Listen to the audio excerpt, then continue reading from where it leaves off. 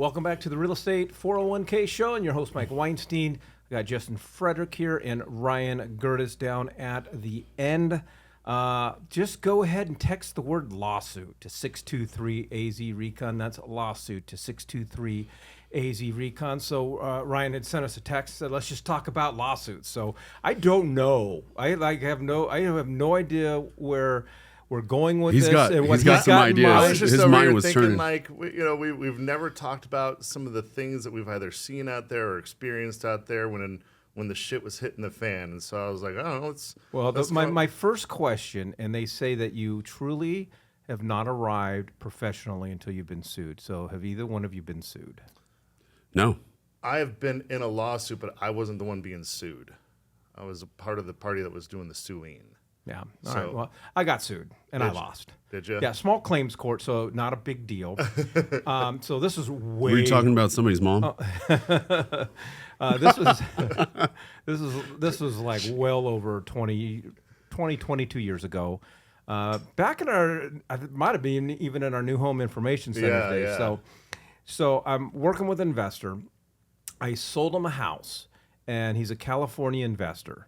And we need to get some work done on the house, and one of it is we need to paint a couple rooms. So I said, okay, yeah, I got a guy that'll paint the rooms, and so I had the painter come out and paint the rooms.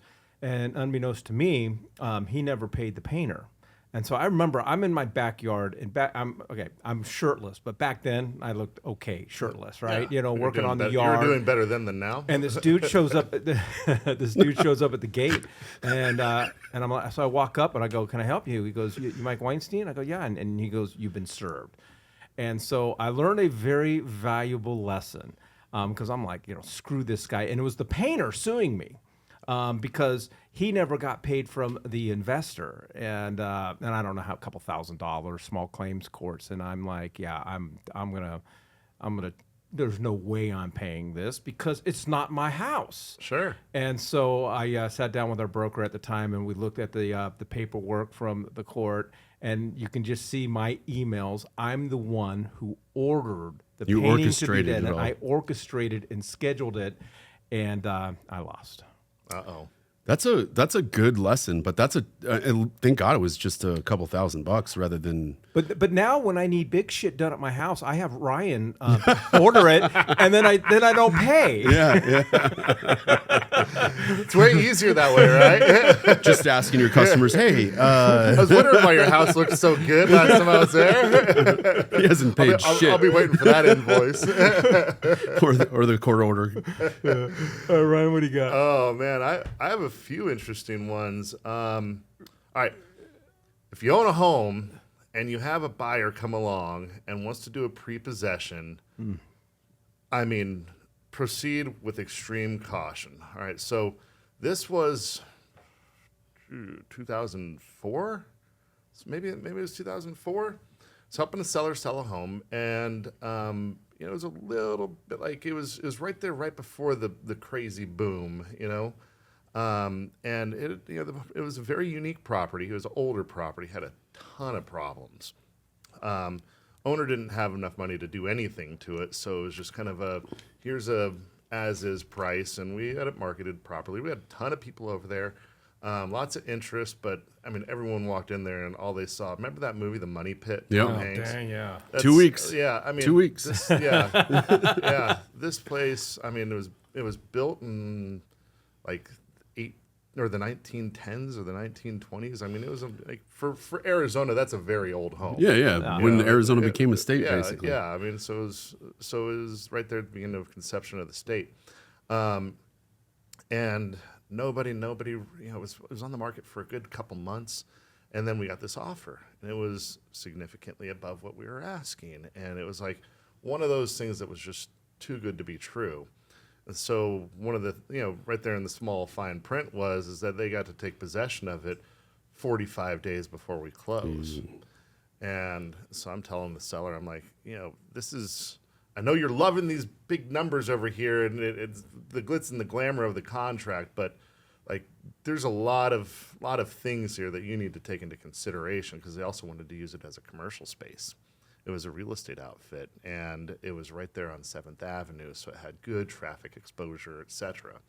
So I said, you need to contact your attorney, and she's like, well, I don't have money for an attorney. And I said, well, okay, I mean, there's a lot of these people that'll kind of do pro bono stuff, so have them take a look at it. Here's a handful of things that I think that we need to counter with that are going to protect you. And it was... Call Rafi. Yeah. Rafa, you are. Yeah. It was those handful of things that we countered back with that actually was the deal saver for them, because when she signed off on it, there was $100,000 in earnest money, which for that size of property, it was a 15 years ago. It was a $500,000 property, which was a decent sized contract back at the time. And $100,000 was earnest money. And so that was a lot of safety net. And then we had provisions that after so many days, part of that earnest money would be released back to the seller. And so I won't get into all the details of it, but the buyer was trying to get a residential loan on it. And when the appraiser went over there, they said, there is nothing about this property that is being used at all for residential purposes. Every single bedroom is being used as a cubicle or, a break room or whatever. And so I need at least one bedroom to be outfitted with a bed and a nightstand. It needs to look residential. Keep in mind, this is long before, like all the rules and regulations of appraisers now. Back then, it was just, the wild, wild west. Yeah, help me help you. Yeah. And so I go over to the buyer and I say, hey, look, you guys are about to be in breach here because of all these things that we had provisions in there, because it didn't look like a normal residential contract. And if you guys want your appraisal to go through, you're going to need to close up shop in one of these bedrooms for one day for the appraiser to come over.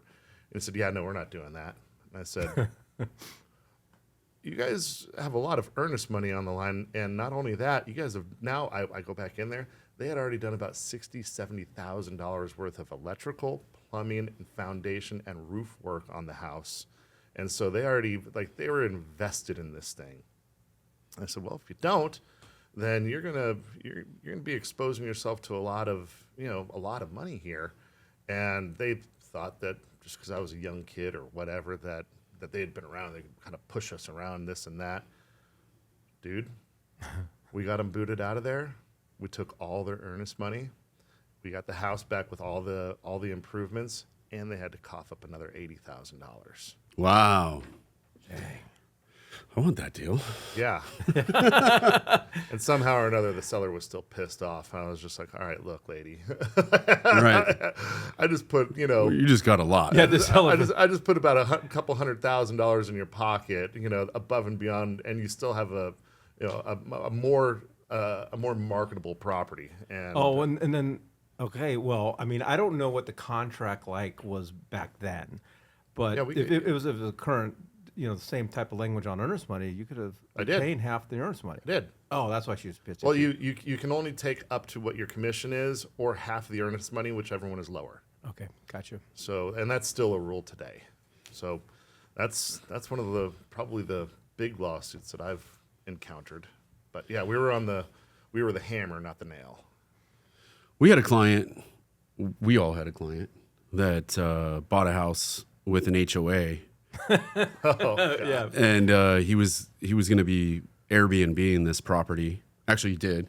Oh yeah. And the HOA started suing him because of renting it out. Mm-hmm. Now, if I remember correctly, he was actually within initial.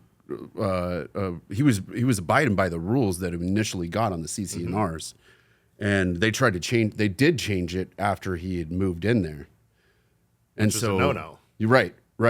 Well, which he won that lawsuit, but that was a pain in the butt for him for a while, and so, you can't get to know the HOA board while you're moving in, so that makes it tough. But glad he got through that. I just hope it didn't cost him too much money. No, he actually made out pretty well. No, that's good. Yeah. That's what we want to hear. Yeah. All right, so this is not a lawsuit, but legal story. So I bought this house in Avondale with a couple other investors, new build, And so with new builds, most people know it comes with a builder's warranty and so forth. So within like 6 to 7 months, AC goes out, and the tenant calls, says, "Hey, need to come fix the AC." So, within especially the first 12 months, we just call the builder, we schedule it, have the builder go out and repair the AC. Well, they had to go up in the attic, right? So we're sitting there watching the news, and a story about these people in Avondale, big giant weed bust, hundreds of pounds of weed hidden in the attic. And we're like, dude, I think that's our house. Shut up. It was your house? Whoa. That's wild. So I actually moved into a rental in 2012. And my next door neighbor, he was super nice. He would always come over and I'd be out working on my truck or something. He'd come over and hang out, and he always had buddies over. And I would just notice the house was completely dark at night. Whenever I'd go knock on the door, nobody would be there. But the DEA was over there one morning, had my whole driveway blocked off, and they were busting this. They were carrying. Were you out living in Avondale at the time? No, I was in Glendale, and they were carrying out these massive weed plants from the neighbor's house, and I was like, that makes a lot of sense now. I know. I didn't think about it. These guys were young, and they had this big ass house, and yeah, it was. Dude, so this one time, this is back in the old lease purchase days. So dear. I was helping this guy get a lease purchase, and he was moving out here from Oklahoma, one of those Midwest states. And, he was different kind of character, whatever, and so helped him get a property. He needed some creative financing, and so he had plenty for down payment. And so we found a seller that was, savvy and open to doing some creative financing. So we got him into this house out in Avondale, out in Coldwater. And That's exactly where my story took place. really Coldwater. Coldwater, yeah. And so we closed it all up, and and so I kind of kept in touch with him, just like I do with all of our clients and whatnot. And then I get a phone call from his wife, which I had never spoken with her before, and she says, "Oh well, I'm not gonna say his name, but he's been arrested, and he's unavailable, and just want to give you a heads up as to why you haven't heard back from him." And I was like, okay. And about a week or two later, I get a knock on the door. It's the FBI, and it's well, do you know, are you Ryan Gerdes? Yeah, do you know Mr. John Doe?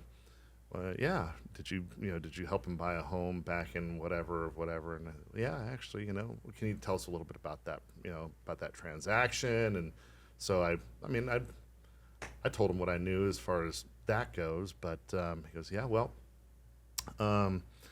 we found 3 people dead that were burned alive out in Nebraska. and he's the prime suspect for it, blah blah blah. Do you have any information that could relate to that? And I'm like, I got no idea what you're talking about, dude. I just and if I did, I'm not sure. I don't want to be found in Thank God Nebraska. you were a big guy. You yeah, know? I was like, I have no idea what you're talking about. Whoa. He was always super nice to me. I didn't even see him with a lighter. Oh my goodness. Yeah. All right, I'm hesitant to tell a story. It's a little bit of a somber story. So it's a time that I could have sued, and I didn't sue. So had this guy, he had this 2-bedroom apartment in Ahwatukee. And yes, and it was the lease purchase days. Mm-hmm. And so I was going to use a lease purchase to not acquire, but take over his loan. He was in a bad way. And so I was just a nice guy. I think so the $5,000 earnest money that I was putting down, I gave it to him before we closed on everything, which is a no-no, but Mm-hmm. I'm a nice guy sometimes. And so then I get a call from the police, and they're like, "Do you know so-and-so at such and such property?" And I'm like, "Yeah." And they're like, "Yeah, well, we found his body. He killed himself." Oh shit. And And I'm like, oh, what about my $5,000, right? And I definitely, but I made the decision because the family. I'm like, oh my What God. a nice guy. I'm like, the family's going through a terrible time, and so I'm like, so I forwent the lawsuit. I just like, I'm not ever going to see that $5,000 back in that instance. Somewhere down the road, I feel like I've received dividends. Yeah. On that one time in my entire life that I was a nice guy. Yeah. Well, you were a nice guy about the painting too, because you paid for that. Yeah. So we're up to like 8K on Mike on being a nice guy. Where's my loan, Mike? Mike's payday loans. Well, so this isn't a lawsuit, but I'm starting to see a bunch of stuff coming through the wire with some of these predatory solar companies. I mean, I've seen that for a long time. I feel like it's making more headlines now, primarily because whenever we're seeing any type of short sale or property that's in default, there's a damn good chance that solar's attached to it. Yeah. Because they can't get out of it, they can't move, and the solar's just not paying for itself. So they might not have been in an upside down position on their home, but because they just signed an $80,000 loan or lease on their solar, they can't afford to pay that off with the proceeds because it ate up all of their equity, and now they're in a position, and I'm not saying all solar companies are bad. I have solar on my home. I paid for it free and clear. If you watched any of our episodes on solar, you know that the only way to go with it is to pay for it cash outright. Otherwise, you could get yourself in some trouble.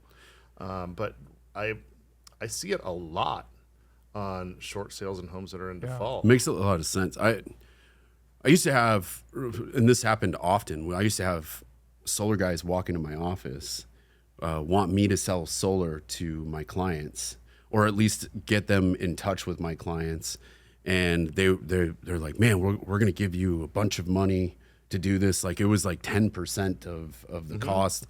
And I'm like, that's a red flag for me right there. I mean, I can't receive funds for anything like that anyways, but there's no way I'd want my name attached to a solar because, we see all this a lot of times. A lot of times these people are paying a lot of money for these solar units or leases, and these solar units aren't performing like they were promised. It's not reducing their payments per month. And so I didn't want to be involved in that, but Sure. it makes a lot of sense. Well, it's like, you hear these stories of people getting scammed on the internet or text threads. I'm some Arabian prince and I've got $1 million. You hear about all of these, and it just boggles my mind on how people fall for that, like without doing any type of research. Just look it up, whatever. Use AI now, and I equate it to solar. That's my slogan: friends don't let friends get solar or lease solar. But it's the amount of people that sign up for solar and don't do any homework, don't do any research. What are the worst case scenarios? What happens when I go try to sell this house? And I tell every single buyer that I work with, especially when our buyers are buying new builds, solar companies are going to be knocking on your door. A lot of people are going to come knocking on your door. Call me, okay? Because it just doesn't matter who's selling what. Just call me and I'll give you the lowdown, because there's a lot of great information. And to Ryan's point, if you're going to be in the house a good, 7-8 minimum years and you're paying cash for it, I think it's a great investment. It's just the moment that you're doing a lease or a loan, and then especially, God, it's a nightmare when I got to sell a house with a solar lease or a solar loan on it. Yeah. I dread it. For us too, a lot of times with those solar loans, they should be easily transferred. And a lot of times because each one of these solar companies are smaller, they're dealing with smaller credit unions that haven't really dealt with that. Or you just can't get somebody that has any experience on the phone. And so we're having a really hard time transferring those things a lot of times. And we have to tell them what they need to do in order for us to complete this transaction. And it's just a pain in the butt. You know what the wild thing is about that on your side is that you have to count it as debt. Yeah. Right? But you don't count utilities as debt. So we don't have to count for it if it's a lease and it has a performance guarantee, or we don't have to count for it on if it's owned. So if it's owned, if it's owned, it's a different right, story. and it depends on what the UCC is on it, and that's like the way it's attached to the property, whether it's a financial instrument or a mechanical instrument. But if it's wrong, we get them to change it so that we can. So the 10% of the time where they actually got a good lease on solar, where it was actually outperforming what their payments were. There's no performance guarantee. Yeah, there is no performance guarantee. Yeah. So, yeah. All right. Well, we digressed. But I can stick my head up if you're looking to build wealth in real estate, would like to talk to somebody about strategies on whether you're buying or selling, but more importantly, want to increase your portfolio, or if you just want me to simply pay some of your bills, go ahead, text lawsuit. To I just texted over my APS bill, Mike. go ahead and text word lawsuit to 623-AZ-RECON. That's lawsuit to 623-AZ-RECON, or just type lawsuit in the comment section.